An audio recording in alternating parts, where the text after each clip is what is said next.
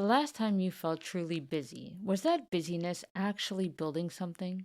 Or were you just reacting to the loudest person in your inbox? Most of us mistake movement for progress, but without a destination, you're just a wanderer with a high stress rate. We've been taught that business planning is about those quarterly targets, but those are just mechanics. The real challenge is understanding where we're going so clearly that we know exactly what to say no to, and we take actions consciously based on what we want to create in the world. My team is going to walk us through today how to turn a cold business plan into something that breathes life into us, and how to tackle that idea that business shouldn't just exist to make a margin. It should exist to correct something you think is fundamentally wrong in the world. So, over to you, team, to break this down for us. So we're looking at something I think a lot of founders feel, this sense that you're just on a treadmill, lots of movement, but you're not actually going anywhere. Exactly. And to fix that, we're diving into a guide by Melissa Marchand. It's called Define the Vision for Your Business. Right. And this is for anyone who feels like they're just, I don't know, grinding through tasks without a clear sense of where the ship is even headed. Our mission today is really to help build a foundation that ensures all the time, the money, the risk, that it's actually worth it in the end. Yeah, and most people hear business plan and their eyes glaze over. They think of spreadsheets, quarterly targets. Yeah, all the boring stuff. This is different. It's more of a philosophical audit. This whole approach is to make sure that when you look back, you can say, yes, that was absolutely worth it. Okay, so let's start with this idea she has, the 5-year horizon. The core question is, what does the world look like in 5 years if you are successful? Now, I can hear people listening thinking, look, I'm just trying to make payroll this month. I don't have time for a 5-year daydream. How practical is that, really? It's actually the most practical tool you have. Think of it this way. Most founders are drowning because they don't have a no button. This vision is that button.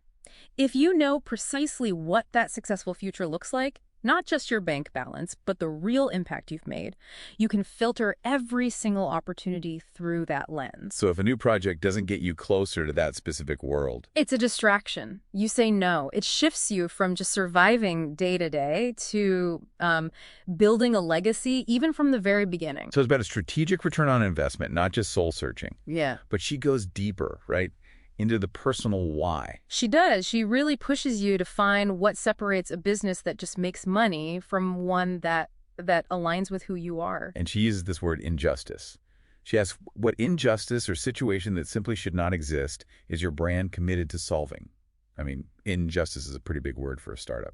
It is, yeah. How does that actually work if you're, say, selling software or coffee? Well, it's not about, some generic corporate social responsibility thing on the side. It's about the core problem you solve. Okay. If you're a tech company, maybe the injustice is the digital divide or the terrible inefficiency that wastes people's time and lives. I see. My point is, if a business only makes money, you'll eventually burn out.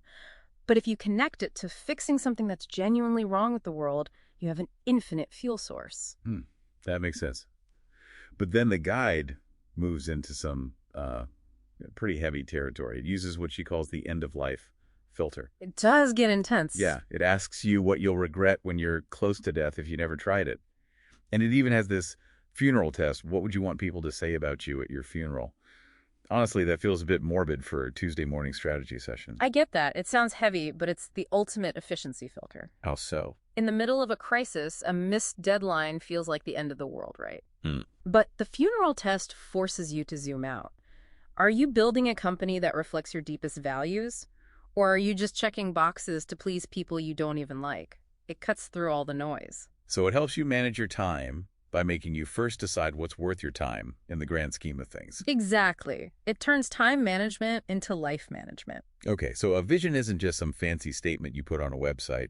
It's a real tool for survival and, I guess, for satisfaction, to make sure you don't wake up in 10 years with a profitable company you actually hate. That's it, perfectly put.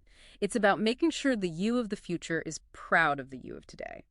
Your business becomes a vehicle for your values, not just a cage for your time. So as you're building, keeping that vision front and center is what makes the difference between reaching a goal and reaching a goal that actually matters to you. Before we go, here's a thought to mull over. If you were to just write down your own business obituary today, that story of what your business was about, would it focus on your profit margins and how much product you sold? Or on the specific injustice you helped fix in the world? Something to think about. I'm Melissa Marchand, helping accomplished professionals build consulting businesses they love. If you know someone who feels caught up in making the numbers, please share this episode with them.